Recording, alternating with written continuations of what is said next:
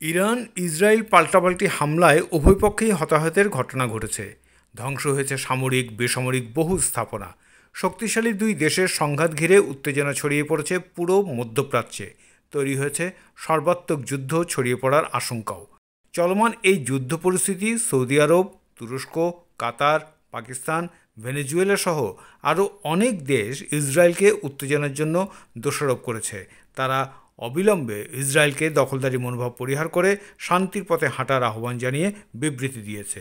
সংঘাত বন্ধে ইসরায়েলের সঙ্গে পারমাণবিক কর্মসূচি নিয়ে আলোচনায় বসার প্রস্তাব দিয়েছে জার্মানি, ফ্রান্স এবং যুক্তরাজ্য। এই বিষয়ে উদ্যোগ গ্রহণ করার জন্য তেহরানকেই চাপ দিচ্ছে দেশগুলো।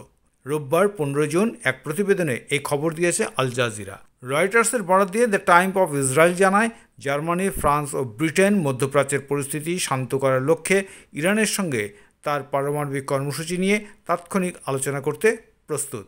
জার্মান পররাষ্ট্রমন্ত্রী জোহান ওয়াদফুল বলেছেন, এই প্রস্তাবের পেছনে মূল উদ্দেশ্য হল পারমাণবিক ইস্যু ঘিরে উত্তেজনা প্রশমনের মাধ্যমে বৃহত্তর সংঘাত প্রতিরোধ করা, যাতে ইরান এই অঞ্চলের জন্য, ইসরায়েল রাষ্ট্রের জন্য বা ইউরোপের জন্য কোনো বিপদ না আনে। জার্মান পাবলিক ব্রডকাস্টার ARD-কে তিনি বলেন, জার্মানি, ফ্রান্স এবং ব্রিটেন একসঙ্গে আলোচনায় প্রস্তুত। তবে যুক্তরাষ্ট্র সংকট নিরসনে কার্যকর ভূমিকা পালন না করলে ইউরোপীয় উদ্যোগ কতটুকু কার্যকর হতে পারে তা নিয়ে সংশয় রয়েছে। এখন এই প্রস্তাব ইরান কতটা আন্তরিকভাবে বিবেচনা করবে সেটাও দেখার বিষয়।